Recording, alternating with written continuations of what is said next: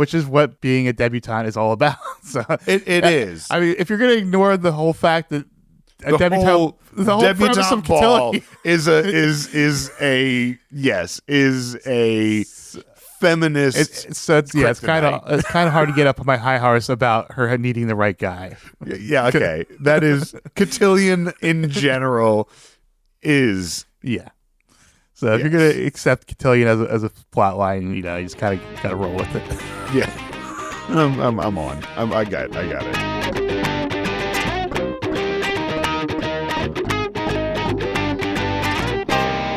Hey, Upper East Siders and all you scandal-loving listeners out there. You just tuned into the Non-Judging Breakfast Pod, where the coffee is strong, the waffles are fresh, and the gossip is hotter than ever. My name is Leif, and I'm your seasoned Gossip Girl veteran. And I'm Steve, the newbie, the greenhorn, I don't know, Leif, when am I now in season 3? Well, you really put yourself on the radar tonight. You better not make that mistake again or you'll pay for real. I just wanted to be your friend. We'll see. So here's the deal, folks. Leif has been watching Gossip Girl since it first aired, and I'm tuning in for the very first time. Together, we're your dynamic duo, bringing you all the drama, romance, and sometimes questionable fashion choices of this iconic 2007 series. Bring your magnifying glasses, because each week we're dissecting every juicy detail of the show, one episode at a time. We'll connect the dots, uncover those sneaky little Easter eggs, and of course serve up some piping hot behind-the-scenes tea. And expect some iconic fandom moments too, because what's a deep dive without a little drama? And since we are all about inclusivity here at the Non-Judging Breakfast Pod, there is always room for you at the Non-Judging Breakfast table. So go ahead and grab your coffee, a mimosa, or, hey, it's 420, go ahead and call up Chuck's dealer and let's get into this and let's get started. Indeed. And joining us at the breakfast table, we get to continue that email from our friend Eden, because we are on the episode she discussed. So let's get right back into that. Let's get into it. She writes, and I did confirm that it is she. Now that you're on season 3, one episode in particular I'm excited about is They Shoot Humphreys, don't they? I hope this message reaches you before that one. To me, this episode taps into something extremely inherent in the ethos of Gossip Girl. The interactions of wealth, social hierarchy, friendship, and betrayal, as well as the cost of ambition and the search for identity. How does it do this? With a classic Jenny storyline, of course. I'm so glad this podcast is Jenny positive, because I truly believe she's one of the most compelling characters. As I'm sure you've researched in advance, the title is based on the 1969 film They Shoot Horses, Don't They? And referenced in a beloved episode of Gilmore Girls. I've seen this film and episode for as much as the Gilmore one does. I do think there are some interesting and perhaps unintentional thematic crossovers. For one, Jenny's metaphorical dance with the Upper East Side mirrors the physical and emotional toll that the dancers in the film experience. The film also explores how, when pushed to your limit, survival can lead to sacrificing one's humanity, essentially doing whatever it takes to win. I see a similar concept in Jenny's storyline. Her desperate need for validation puts her in a moral gray area, blurring the lines between who she is and how she presents herself to the world. One of my other favorite episodes was Daredevil back in season 1, which feels very linked to this one in terms of Jenny's arc. Jenny must prove herself to survive, and she does. But at what cost? This is why Jenny and Blair and Dan are my favorites. I love their authenticity and complexity, both in performance and writing. I think the show's strongest moments are the Jenny Blair storylines, and wish they gave us some more of them. Great email. We really appreciate this, first of all. Thank you very much. And this show, we've discussed how this show handles wealth and how wealth is just kind of everywhere. And even the poor people on this show are pretty wealthy. Yeah. That there really is no one in poverty on this show.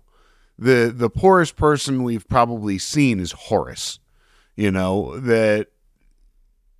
But for the most part, they view somebody who is in a lower wealth class still as being in poverty. And Jenny has this feeling of being in poverty, despite never once in her life wondering where her next meal is coming from.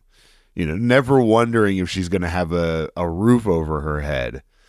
And yet she sees all of this luxury and glamour coming from the people above her and then marries into it.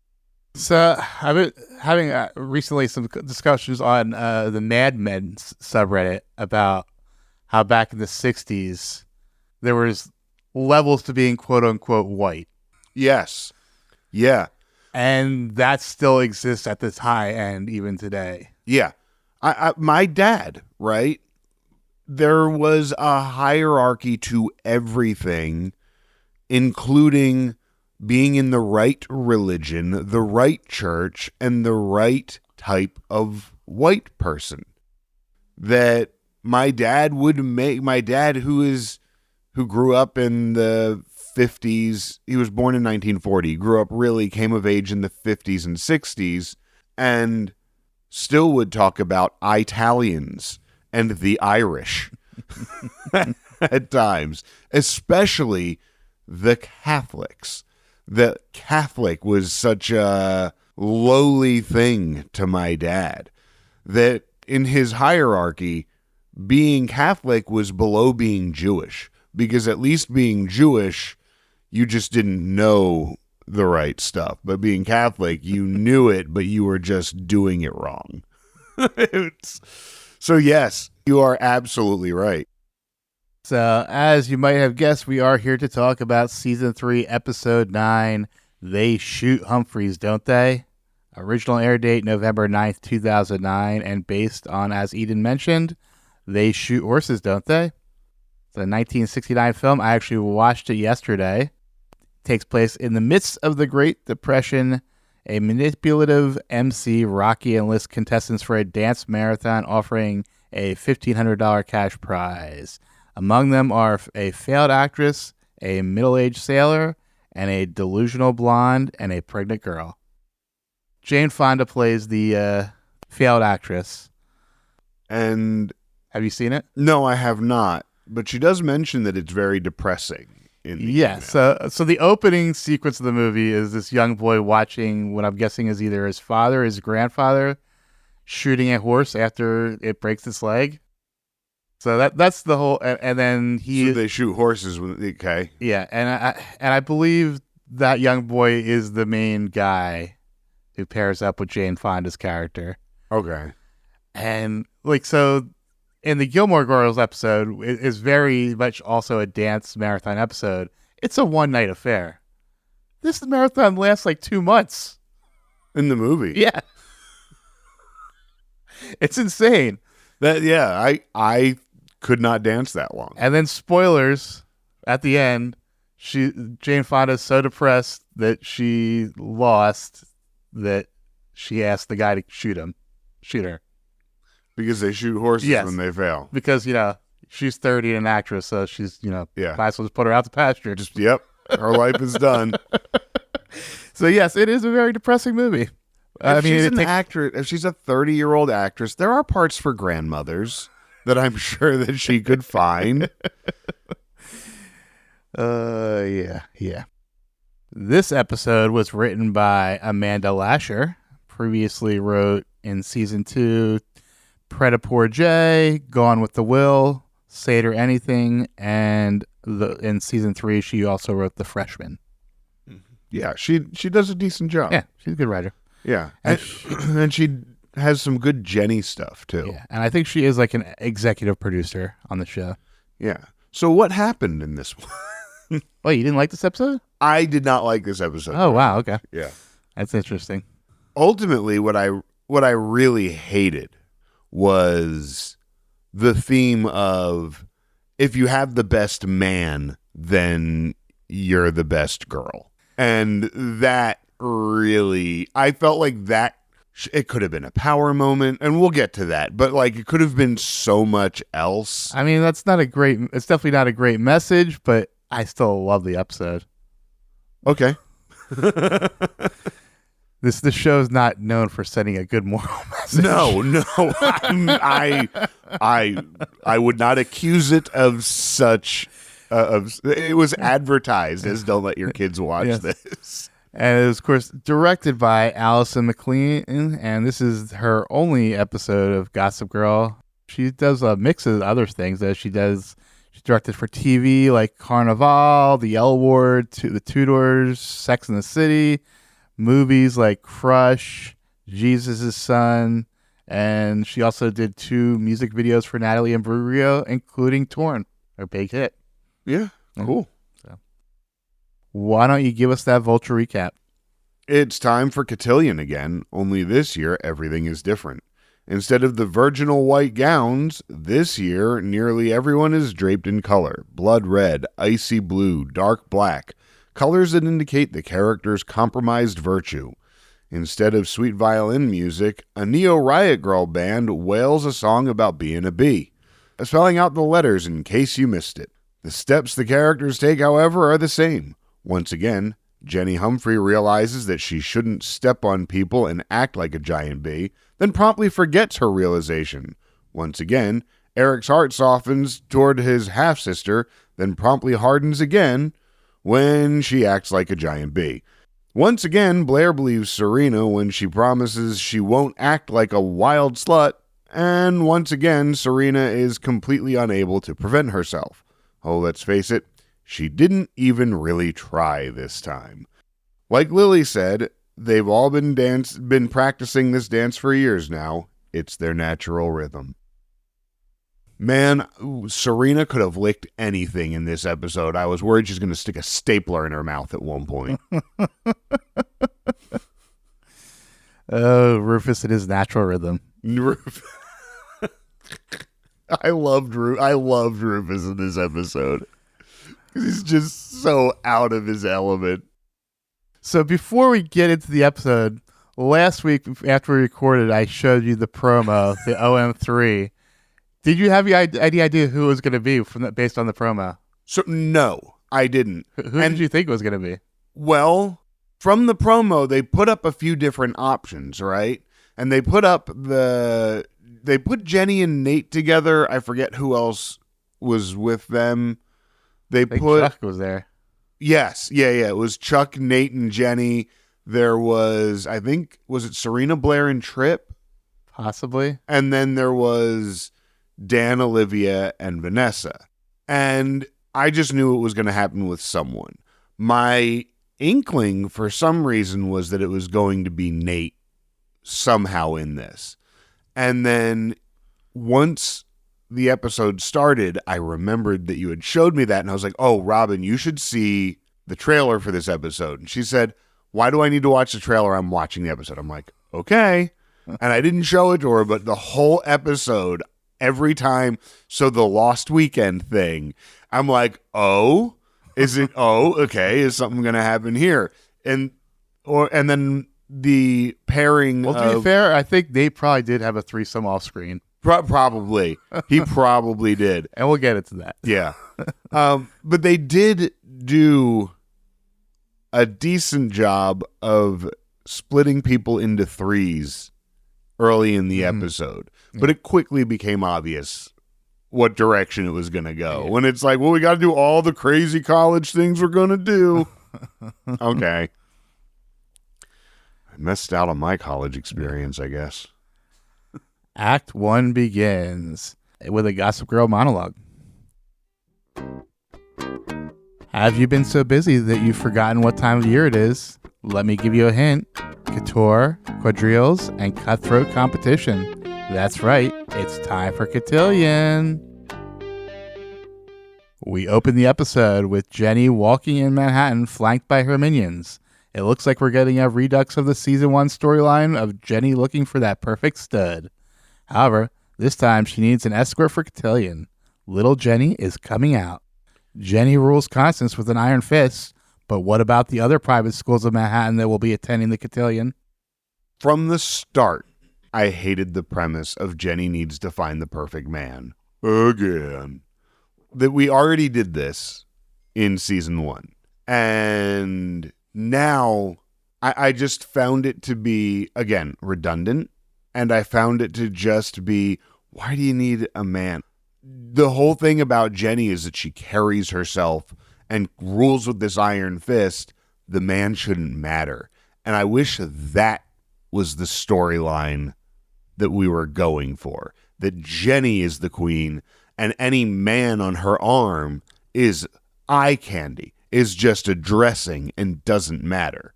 It could be anybody. Well, that's what it kind of was, but it has to be the right accessory. Yeah. But he was just there as an accessory. Yes, but it also had to be the perfect accessory. I just felt like it took power away from her. I felt like this whole episode, I feel like the premise of looking for a man to declare your power doesn't set with me. To me, it was no different than picking the right dress. I get that. I do get that. And it is just, so that, your version would be a better moral lesson. But this is just a typical Cotillion. If I was writing this, they'd all be a couple $1 billion poorer, too. At the Empire, Chuck encourages Blair to use Cotillion as an opportunity to mend fences with Serena. And this really also set up the Lost Weekend. Yes. And if I remember correctly, the first Lost Weekend, we didn't see Chuck and Nate. I think they were written out of that one. Or was that the Carter Bazin episode? That was the first Carter episode. That was the first Carter Bazin episode. I believe there's another Lost Weekend. Is there a Lost Weekend that the two of them are written out of? I feel like there was an episode where we had no Chuck and Nate because they were off. Yeah, it sounds right. I think season 2 probably. Yeah, that makes more sense. But I liked that Lost Weekend is now this established canon, sort of like the other parallels that we see from season to season. I like the Lost Weekend and how that is just the Nate and Chuck brogue weekend that everybody just, no questions asked, we accept that this is going to happen. And I just really liked it, yeah. Serena and Tripp flirt in an interview that appears to be just a formality. Serena gets the job and leaves to go plan her Cotillion dinner. We find out that Tripp was not planning on hiring someone, but specifically asked Serena to interview. My skin was crawling. Oh my God. First of all, that was a pretty easy interview for this teenage intern that you just hired. Please don't lick the stapler. She's not even an intern. She's the media relations person. Yeah. Well, yeah. He's that they're not hiring for. Tripp went from being the best Archibald to being the creepiest fucking Archibald, and he has grandfather to contend with. He was so fucking creepy. This whole it was so groomy and so that whole like, oh, I just can't help myself when you're around. Oh my God, you disgusting pervert. Dan and Olivia are at the NYU Cafe with Vanessa. It sounds like Olivia might be making Endless Nights 4. Even though it has been shown since Olivia's first episode, it seems out of character that Vanessa is such a big fan of these movies. This is the first time that we see the three of a three pair. Yeah. And it is those three. That franchise sounds awful. Well, yeah, it's making fun of Twilight. Yes, I love it. Well, it at least sounds a little better than Twilight because it sounds like it's at least like, a fantasy setting, but it still sounds so awful. I loved Vanessa getting into it with the nerds when they all come up and they're blaming Dan, and she's like, "You don't honestly think that they could take the?" I really liked that. Like I could see Vanessa being like having it as like a guilty pleasure, but I just don't see a person like Vanessa bragging about like Endless Nights. She's way too pretentious. She is, and especially if you compare it to Twilight, and Twilight's an awful book. I don't know. Have you read the Twilight books? Nah. I saw the first movie and I was out. Yeah. In the fading days of my first marriage, my ex-wife read the Twilight series and was obsessed. And I was like, oh, you know what? It's getting all these young kids to read, especially young girls. It was sucking them into the hobby of reading. So I thought, okay, I'm going to read this book. I read the first two. When I handed the second one back to her, I said, if you have me read another one of these, I'm going to use my red pen. As my English teacher red pen, I'm going to rip whole pages out and hand you back a better version because these books are so awfully written. The writing is terrible. The setting is good. Certain other literary elements are present and good, but for the most part, the storytelling is awful, and the writing is awful. I hated that book. I thought the movies were better than the books, and the movies were terrible. I felt the movies were like, well, this is the best we can do with what we were given. They were better. Yeah, that tracks. Yeah, they were better than the books that were terrible. And I've only seen the first two because I also was not going to put myself through any more of that horrendous bullshit. We just lost half our viewers, half our listeners. Well, I know Stephanie Savage quit. Well, if only she would have quit writing. At the debutante rehearsal, Jenny is a bit intimidated when Lily informs her that the other girls have been taking lessons for years and that Jenny might be a bit behind. A distracted Jenny doesn't notice a girl trying to say hello to her as she goes for a drink of water. Yeah, I don't like insecure Jenny. I feel like of course, she's always only insecure in private. And this has been a running theme the whole season. It has. That she's not comfortable in her position. But this is where we hear about Rufus's natural rhythm. Yeah. Which I don't know if the writers were going for it to sound sexual, but Kelly Rutherford definitely made it sound sexual. Yeah. yes. And it's funny. And it is funny because it could be very innocent. It is, He is a musician. He's a musician. He has natural rhythm. But we've never seen him dancing, really. Never once. We've seen him play guitar. Usually sitting down. Every time I walk away, I run away, take a piece of me with you there. The girl that Jenny ignored is greeted instead by Eric, who announces that he will be her court-appointed escort for the night. The girl's name is Kira, and it turns out both she and Eric have inroads with the guy Jenny has her eyes on, Graham Collins. Eric advises Kira to stay out of it, though. Eric, what are you doing?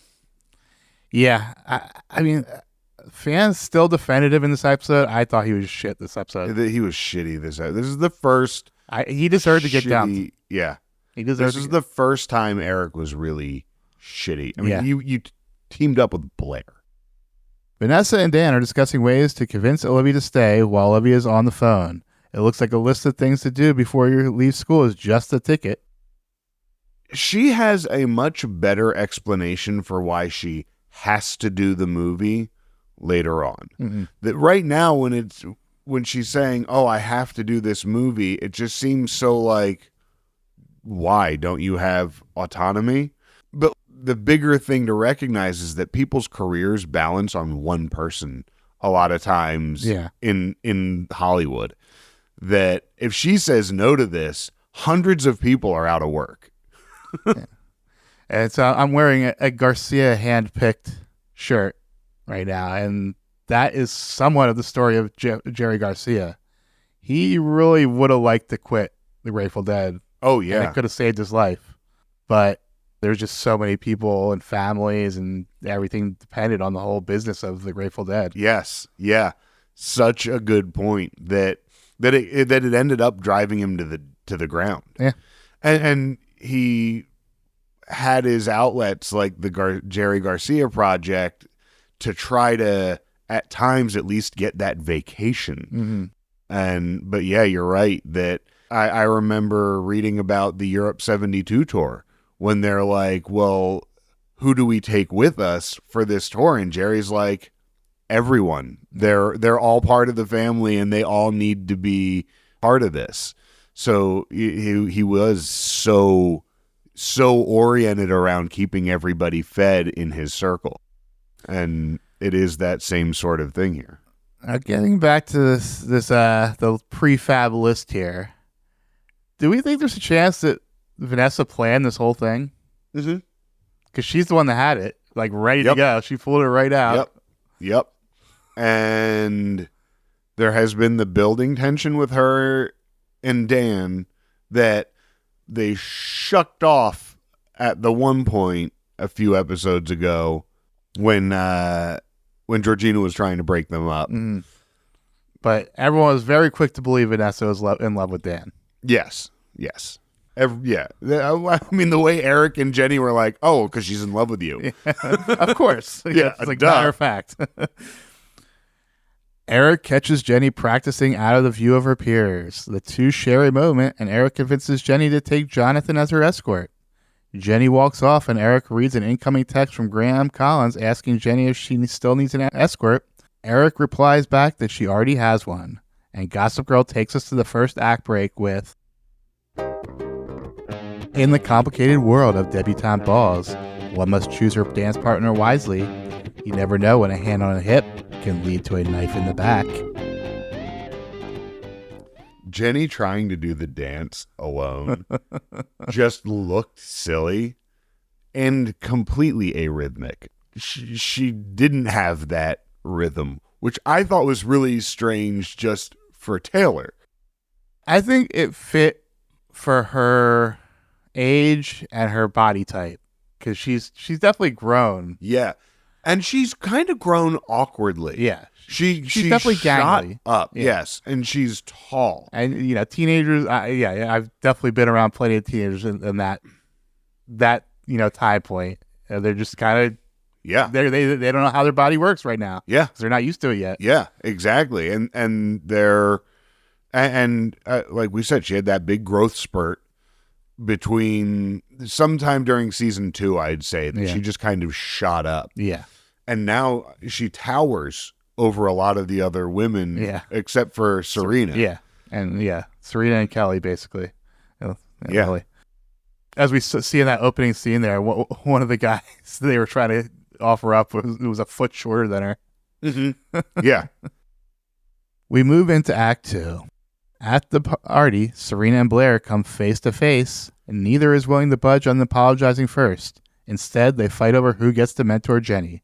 Jenny doesn't want to be in the middle of their war, and then Serena feigns grace by ceding the mentorship to Blair because she works for Trip Vanderbilt now and is above all this high school stuff. Yeah, I'm going to stop doing this party that I do every year and go to work right now at 9:00 at night. So, yeah, Serena, I agree. You should be above this high school stuff. I don't think you are. I don't think you are. She's that person. Blair's that person that's like doing the high school stuff. Serena's that person that's like, I'm so sick of this high school stuff. I'm only doing it for my mom. Yeah. Jonathan isn't really interested in forgiving Jenny, but Eric convinces him that they can still stop Jenny from becoming Darth Vader to her Anakin. Yeah, he brings in the Star Wars reference to woo Jonathan, which I appreciated. And you lied to your boyfriend. She was not excited about this. Not at all. I need to tick back to the previous thing because of one of Blair's best comments of Cotillion is not like weddings. You only get one. This only happens once. Sorry. But yeah, then he uses Star Wars to woo Jonathan and lies to Jonathan because he's trying to like protect Jenny from this other guy that he's willing to set someone else up with. Eric, what is up with you? Eric? Not a good episode for Eric. Not a good episode for Eric. Serena shows up to bring Trip a late dinner. Sparks are starting to fly when they are thankfully interrupted by someone on the staff. The interruption causes Trip to realize where things were headed and asks Serena to come back on Monday, where she will be reporting to someone else in the office. Thought she was going to lick his tie at one point. The tie came indicate that, Serena, what the fuck are you doing? And you, Trip. What are you thinking? This is... You're supposed to be the noble, upright politician, and you're in office for 5 minutes, and you're like, well, where can I find myself an intern? Where can I find myself a nice young teenager to work on my staff? Sorry, my Kennedy is pretty terrible, but... Back at the party, Kira introduces herself to Jenny and lets her know about Graham texting Jenny earlier. Jenny goes after Eric, and Jonathan immediately becomes disgusted and leaves. Jenny then takes out her samurai sword and metaphorically guts both Eric and Blair in front of the whole party. Jenny stalks off in triumph, and it looks like a new trio of Eric, Blair, and Kira has formed. Gossip Girl has this to say. Uh-oh, little Jay. You stepped on Eric's toes too many times. Now he's found a new partner. Who knows what would happen when these two start to tango? First of all, Kira looks and dresses like a little girl.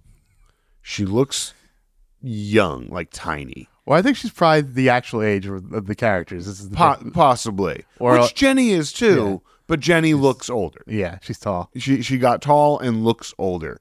I think that a big reason Jenny was cast was because she so perfectly fit the teenage girl that she was. Then she grew up and everyone's like, fuck, what do we do? But, well, of course, she also kind of... I think the makeup ages her as well. Yes. Yeah, the last episode when she was, quote-unquote, sick, she looked younger. Yeah. I also wanted, when she dismisses Blair and takes a shot at the headband, too. It was like, ooh, Blair, I thought we already learned about this, Blair, but now the high school kids are shooting at you. Yeah. Ooh. She slayed the scene. Oh.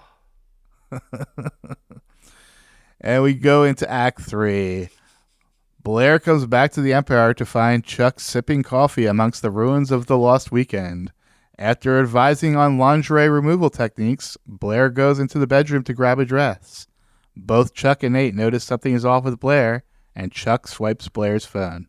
Only time I've seen her this calm was when Serena left,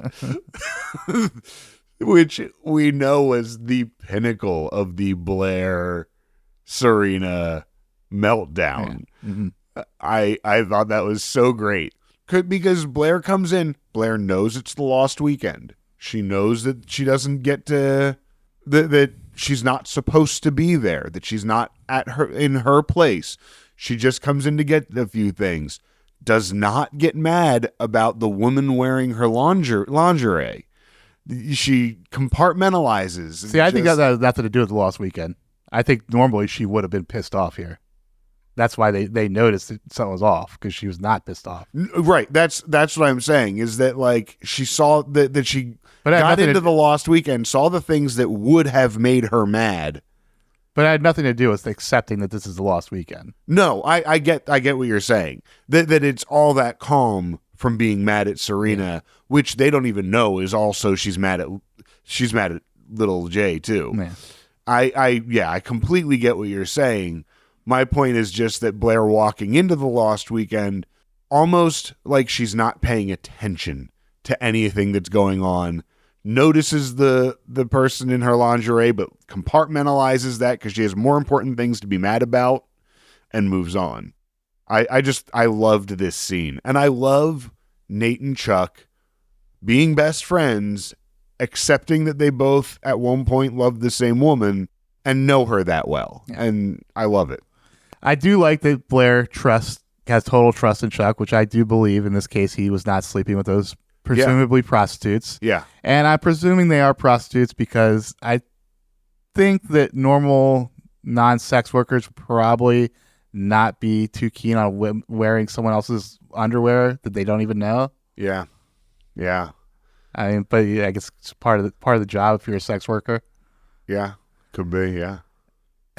And in real life, I wonder how much they paid the woman who just laid on the couch, passed out in underwear the whole scene. How much do you think she got paid? Do you think Nate requested her to wear Blair's lingerie? Oh, that's pretty fucked up. If you No, I think I feel like Chuck just brought it out. Just throw that on. Just throw this on. At the office, Tripp is now being distant from Serena, who picks up on it. Serena is rightfully confused, and Tripp admits to feelings of attraction. Serena is saved by the bell when she gets an apologetic text from Blair. Of course, we know Chuck has Blair's phone. And then Serena brushes off Tripp's declaration and makes a quick exit. I don't even know where to begin. Tripp, you are such a fucking creeper. The only reason to say any of this shit out loud is to test the waters. Yeah. And to set it up and to groom her. It is not innocent. It is not, oh, I can't be around you, because you can if you are a fucking grown up. You can be around women who are beautiful and not sexually harass them. It's actually quite easy. I've worked in many jobs with many beautiful women that I did not try to fuck. I think the problem here is that Tripp hired her specifically to flirt with her. Yeah, he hired her because he wanted to flirt with her. And then when she started flirting back, and he's like, oh, this could be a really bad idea. But if he really thought it was a bad idea, he would have been like, you're fired. Yeah. But he wants her there because he's a creep. Indeed. Blair is mentoring Kira on how to take down Jenny and become queen. We get a montage of the Debs prepping for Cotillion, set to the questions and pathers by one for the team. Gossip Girl chimes in with, we hear Jenny Humphrey has landed Graham Collins as her escort. Better put on that lip gloss, ladies.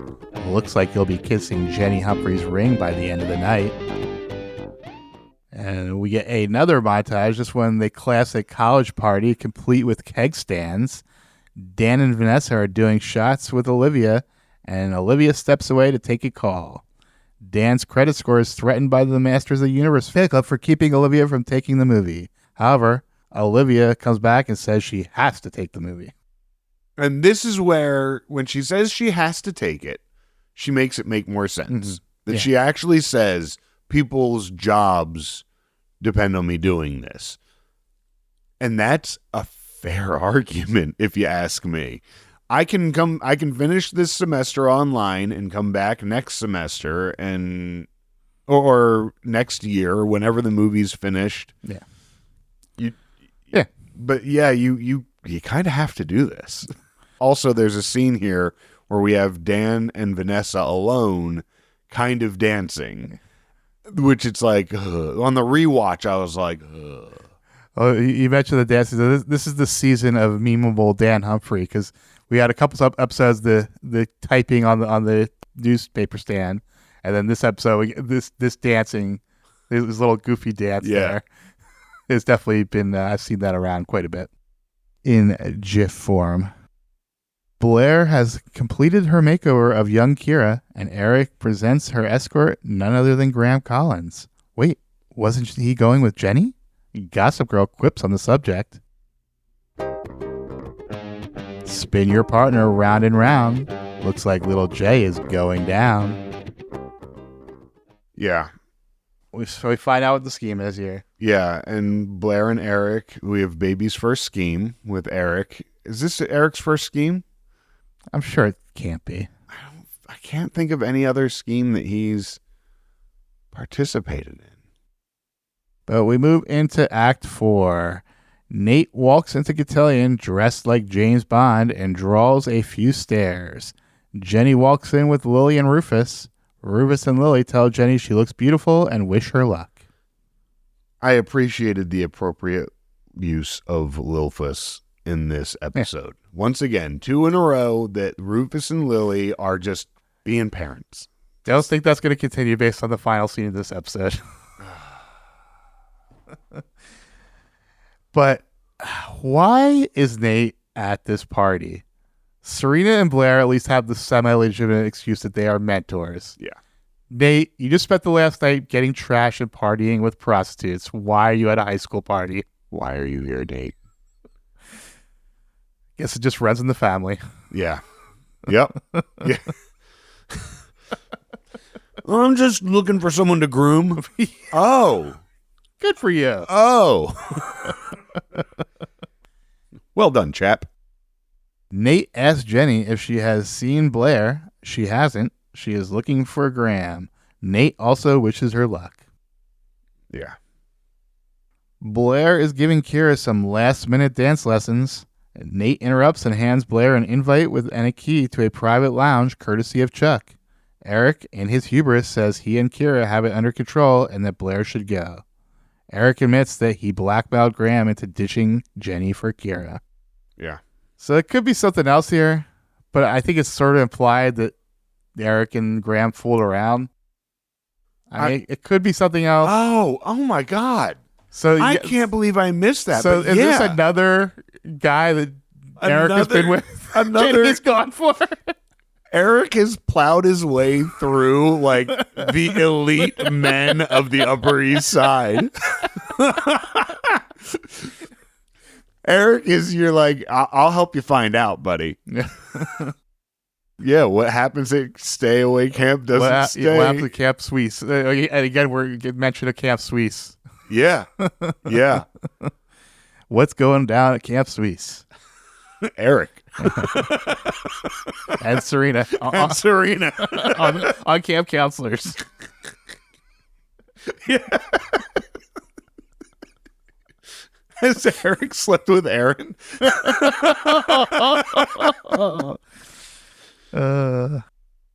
At the NYU party, Olivia says she wants to continue dating Dan long distance while she is filming the movie. The three friends decide to take the party back to the loft. She really liked those sushi puns. Yeah. But yeah, she is really self-sabotaging herself here. Yeah. Yeah. Blair arrives upstairs to find Chuck set both her and Serena up. They both scoff and get onto the elevator to leave. However, the elevator gets stuck and Chuck is on the other end of the emergency line. Chuck has left them with some single malt scotch and macaroons, but they are stuck until they can work things out. I love that Chuck did this. Chuck has been trying to fix this for 2 episodes now. He doesn't want them fighting. He knows that they're both better when they have each other. I also...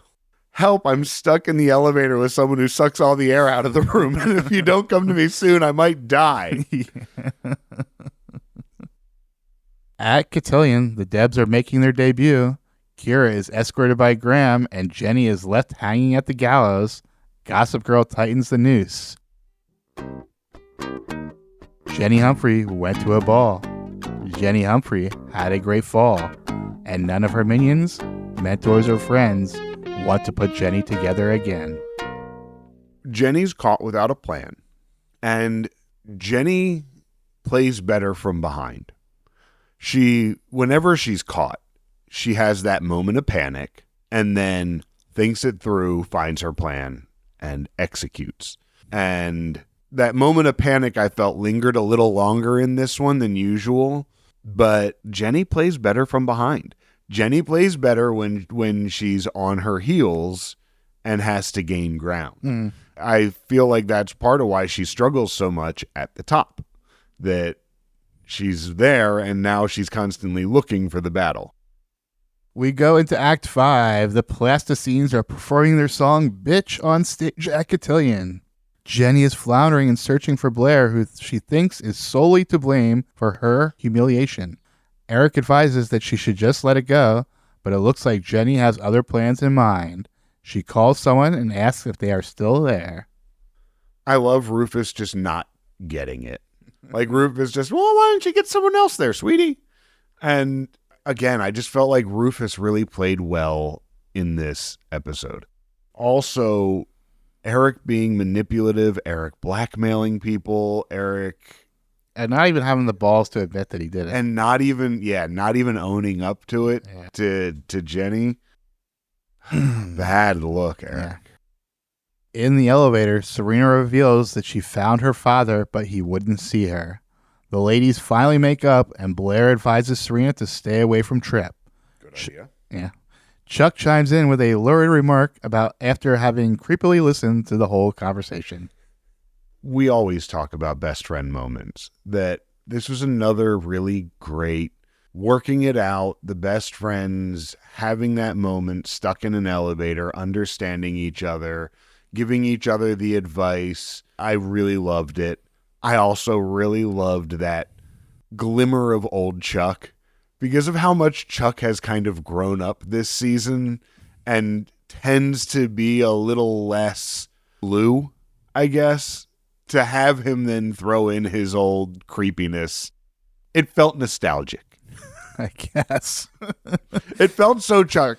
You know, if you guys want to kiss and make up. And honestly, I can't say that it's not something I wouldn't say. Honest, in certain situations, to Robin, if it was Robin and one of her friends, I'm sure I would say something like that, and she would tell me I'm disgusting. At the loft, Olivia finds out that their night of fun has been guided by a pre-planned list. They only did 14 out of 15 things on the list, and Olivia finds that unacceptable. She grabs the list from Dan and sees what is missing. Oh my, it's a threesome. Olivia pushes in, and everybody kisses everybody. This is where I was talking about how Olivia's self-sabotaging. Mm-hmm. First of all, she really pushed this. She's the one that definitely pushed this. Oh yeah, yes, this threesome is because Olivia made it happen. I know you trust your boyfriend, but I mean, you're about to go a long distance, and the night before you leave, you're gonna hook up with him and his best friend, who they have history. Yeah, not a good move. No. I also, oh, Dan and Vanessa, just Robin and I for days. This afterwards, we'd just be driving down the road. Oh, you remember when Vanessa and Dan had that threesome? Oh, I do love Dan's smirk when Olivia and Vanessa kiss. I don't know if you caught that. He has such a little smirk on his face. Like, oh man, this is the best thing that ever happened. Yeah. I mean, but yeah, Lizzie McThreeway in here forcing this whole thing to happen. Serena and Blair arrive in the ballroom just in time for Jenny's plan to come to fruition. Jenny is escorted by none other than Nate Archibald, which is, of course, epic. Even Blair shows Jenny some admiration. However, there is one person that isn't happy that Jenny has triumphed, and that's Eric. Since all eyes are on Jenny, only the all-seeing Gossip Girl seems to notice and has this to say. Oh, E, you tried to play dirty at the dance, but you should know, nobody puts Jenny in a corner. Now she's having the time of her life. First of all, when Rufus is like, why don't you just find someone else? She's like, it doesn't work that way, Dad. Oh, but unless it does. but unless it's a college guy. Yeah, unless it's a college guy, and then I can make it work. Yeah. And again, score the best guy to be queen is so problematic. Like, I get it in the context of the show. I get it in the morality of the universe we are watching, but it is fingernails on the chalkboard of my soul. Just think of it as another accessory. And I just think of my daughter, who I would die if she had that mentality of like, oh, I need a guy. Where my daughter is very much like, one of my favorite stories was when she was in elementary school and a boy was trying to flirt with her and said, hey, you can copy off of my work. And she turns to him and goes, I get better grades than you do. That's the, and yeah. Jenny, the only time she's pursued a guy for herself was Nate. Both in season 1 and now in season 3, she is just looking for an accessory. Yes. She doesn't really care who it is, and as long as it's the right image. Yeah. She doesn't care about who they are, their sexuality, sexual orientation. She just wants to create the perfect image. Which, yeah. Yeah. Which is what being a debutante is all about. So it is. I mean, if you're going to ignore the whole fact that the whole debutante ball is a feminist. It's kind of hard to get up on my high horse about her needing the right guy. Yeah, okay. That is Cotillion in general is So if you're gonna accept Cotillion as a plot line, you just kind of gotta roll with it. Yeah, I'm on. I got it. So we go into the epilogue. The plasticines are still performing. This time they are playing a slower number. I Am Down Tonight. Jenny is dancing with Nate and thanks him for saving her yet again. Serena and Blair congratulate Jenny in their own different ways. The minions tell Jenny that the other queens are ready to pay their respects. I can't remember 100% for sure, but if I remember correctly, that second song they played was not in three-quarter time. It wasn't waltz time, whereas the dance that they learn is a waltz. Mm-hmm. The season 1 Cotillion, when you have the Pretty Little Liars theme, it's in 3/4. And I don't think this one was. I think that they just kind of ignored that.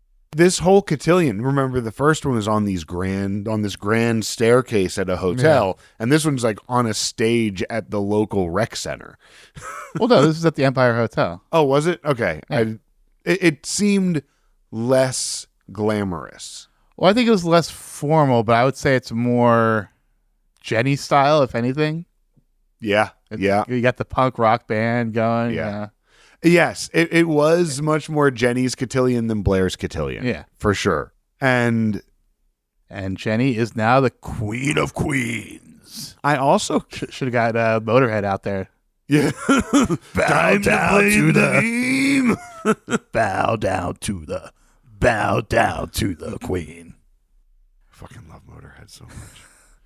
I also the way that Blair and Jenny make up. Also, how it's like, well, I learned from the best. Good answer. And how Blair, it just really shows that Blair's whole thing with Jenny this episode was not Jenny. No. She wasn't trying to get at Jenny. Even when she corners Kira earlier on, is like, and then she's just going to do the Serena stuff. You mean Jenny? Details that aren't important. And so here we have those two made up again. And I also think Blair realized that she really doesn't care about this anymore. Yeah. Yes. That she does recognize that this is kid shit. Yeah. And she has her best friend back. And I also just appreciate this about Jenny and Blair in general, that they have this frenemy sort of relationship. Yeah. Serena and Blair are going to get something to eat right after Serena turns in her resignation. And while it's probably the right choice, Serena is really making a habit of quitting things this season. Yeah. This is the third time she's quit something already this season. Yeah. Not even halfway over. Yeah, but she doesn't actually, she's just says she's going to quit. Yeah, true. I guess she doesn't actually quit. She doesn't actually quit this time. She was going to quit you're right, her third job of the season. Jonathan shows up the ball only to promptly dump Eric because Eric has changed. Jonathan, this is your fault. Jonathan, you are the one that decided I'm going to challenge Jenny and sit on a higher step in a previous episode. You started the bullshit with Jenny because you didn't like it when Eric was just going with the flow. And then you kind of prompted Eric to go against Jenny. And then when he goes against Jenny, you're like, I don't like you anymore. And also, he claims to be above the drama. Why are you reading Gossip Girl? Yeah, why are you reading Gossip Girl if you're above the drama? There is one other Eric scheme, and it's all off camera, and it's the Jonathan Eric trying to figure out who Gossip Girl is. Yeah. But that's even more Jonathan. But also, fuck you, Jonathan. Eric's too good for you. He's having a moment, but Eric in general, unless Eric stays on this trend, fuck you, Jonathan. Yeah. Eric can do better. Jonathan was also cheating in season 1. Jonathan was cheating in season 1, and Eric can pretty much land any dude on the Upper East Side. As long as it's on the DL. As long as it's on the DL, yeah. I mean, he does what he wants to be out of the closet. Yeah. Blair is dancing with Chuck and says his punishment for scheming against her is a night without her. Yeah, it was sweet. Yeah. It was a sweet makeup scene and a sweet... And if you ever let my lingerie out again, prepare to see me in a lot of flannel.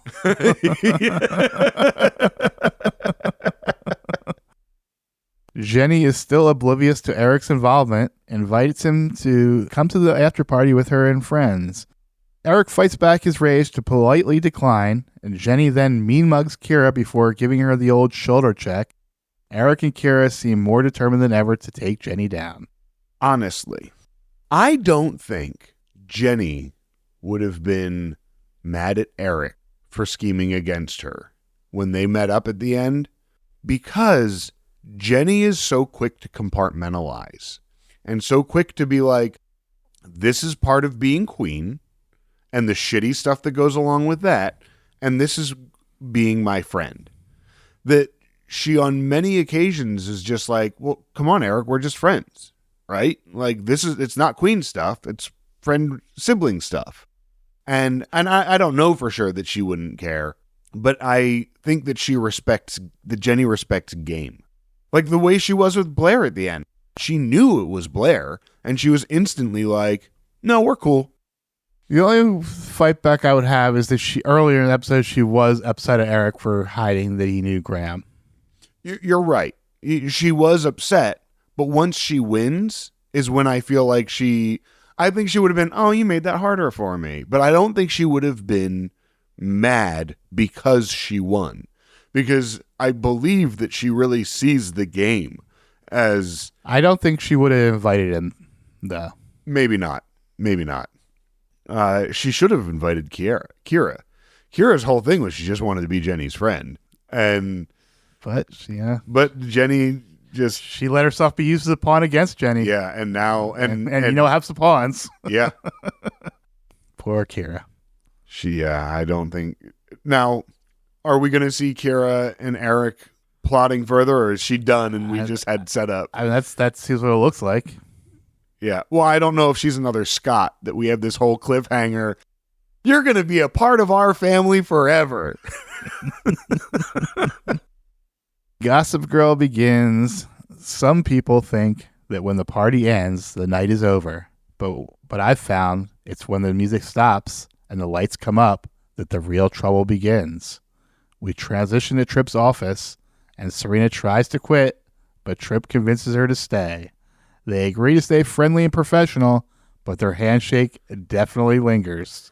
Blair tries to get Serena to leave, but Serena blows her off. All of this. First, why the fuck wasn't this an email sent tomorrow? Yeah. Why did you go directly to the office at night when no one should fucking be there anymore? And then the whole conversation is completely unprofessional. And then Blair gives you an out, and you're like, no, yeah, it's fine. Cool. It's fine. We're definitely not going to bone. See you tomorrow, best friend who came here to hang out with me tonight. Yeah. Like, you fucking... Like, why not just... Okay, yes, I'll still work here. I'm going to go out with my friend who is going to be where I'm not having sex with you. Fucking stupid. Lily and Rufus are back at the penthouse, and Lily does the whole explain it like I'm 5 Cotillion edition. Rufus thanks Lily for getting the society to let Jenny in. However, Lily has something to sign for before she joins Rufus in bed. Lily finds a letter from Dr. Daddy. Addressed to Serena. I thought that was interesting that he's finally reached out. I hope Lily gives the letter to Serena, but I'm not optimistic. And it makes me wonder if there have been other communications that Serena hasn't seen. And then we move to the final scene of the episode. We see a shirtless Dan sleeping between Olivia and Vanessa. Olivia has an unread text message from Casey stating that the movie is canceled. Gossip Girl brings us home with, you better get your beauty rest now, because it looks like things could get ugly in the morning. I mean, just be a throuple. Just be a throuple. Just end the jealousy. Hey, that's all we get. Polyamory. Hey, you know what? I'd be down for that. A better polyamory take than the last one they kind of did. But the full final quote from Gossip Girl is,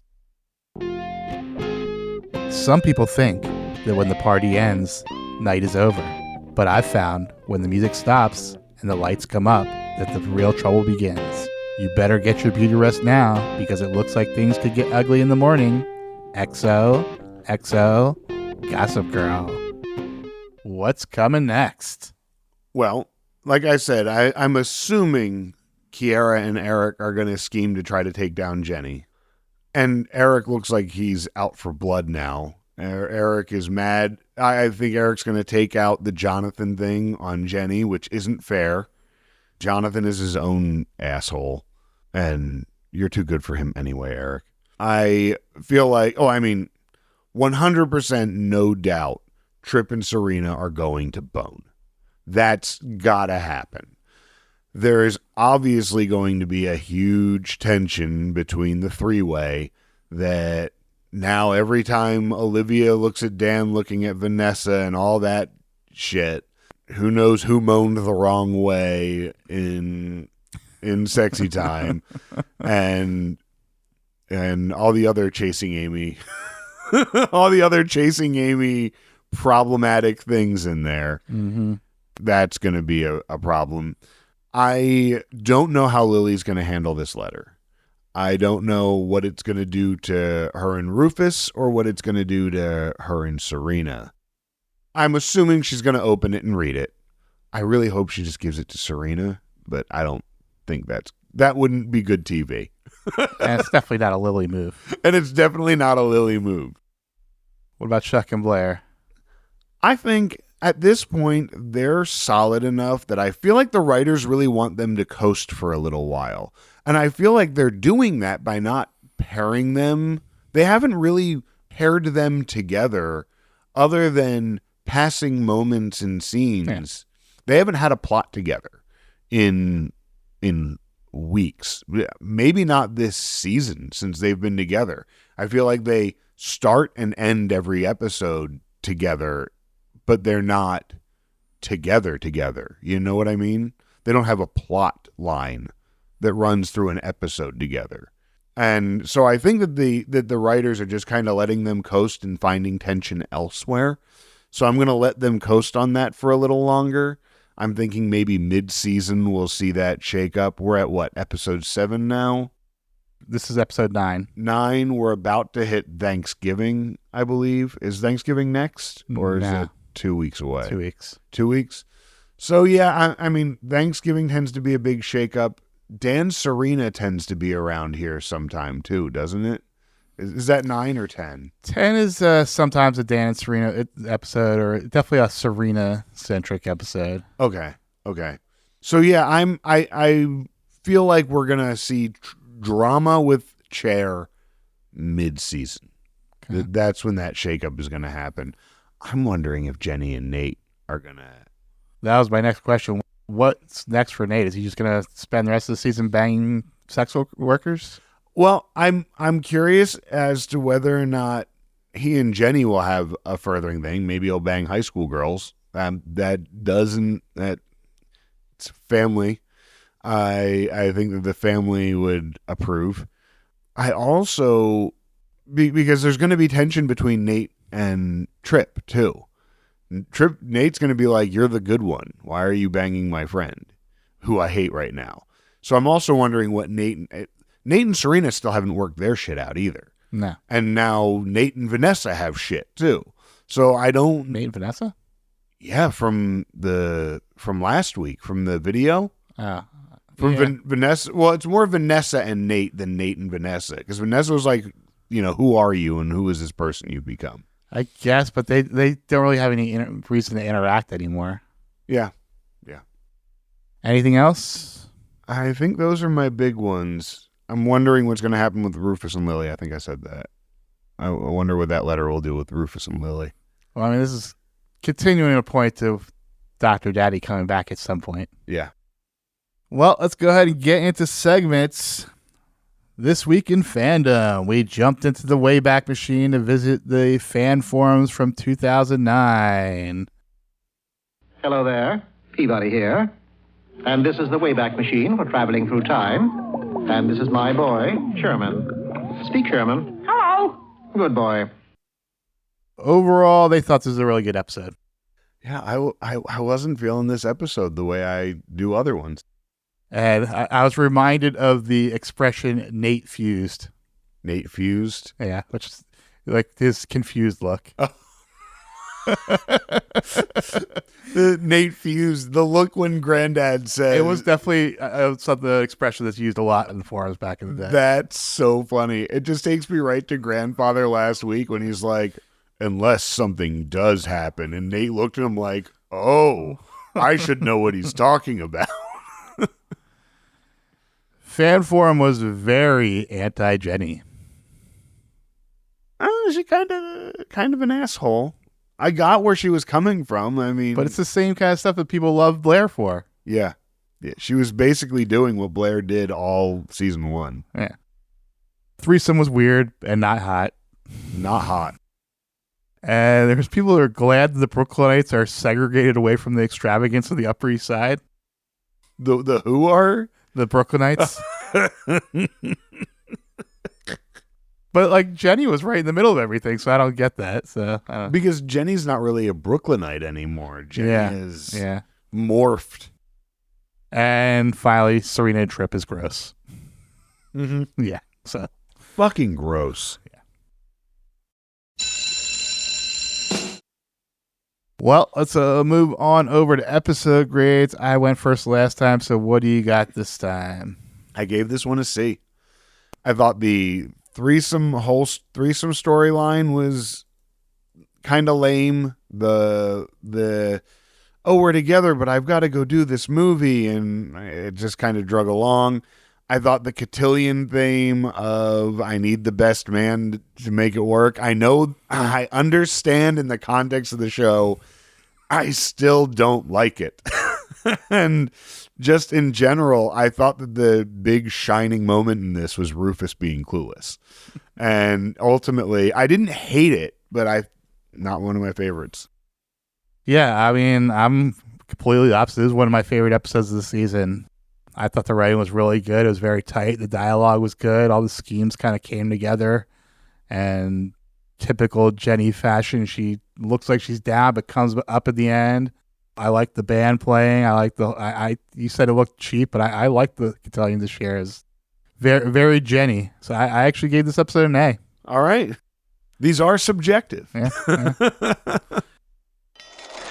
Let's move over to Stockwatch. Who you got going up? So I have Jenny going up. Obviously, she won in the end. I had Serena and Blair going up for making up and being friends, and Serena getting a job. I had Chuck going up for solving the Blair-Serena problem. I had Rufus and Lily going up for being appropriately written in this episode as parents. I had Kira going up. She lost, but she also got on the radar and now made some headway. So for right now, I had her going up. Oh, and she also got to go to Cotillion with Graham, which she got the best guy to go with.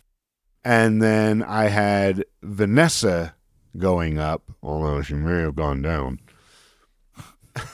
And I also had Nate going up for doing a solid for Jenny, and Nate hasn't had many ups lately, so I felt I'd give him an up. I had a lot less people going up. I had Jenny, of course, because she is now the Queen of Queens. Mm-hmm. I had Dan going up because, he's looking up.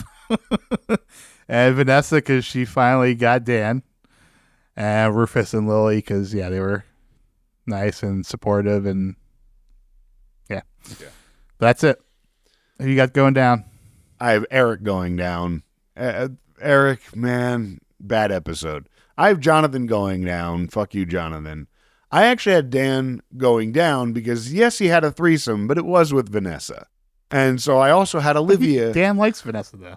Yeah, but it's gross. I guess. And so I had Dan and Olivia going down because, yes, they both had a threesome, but it was with Vanessa.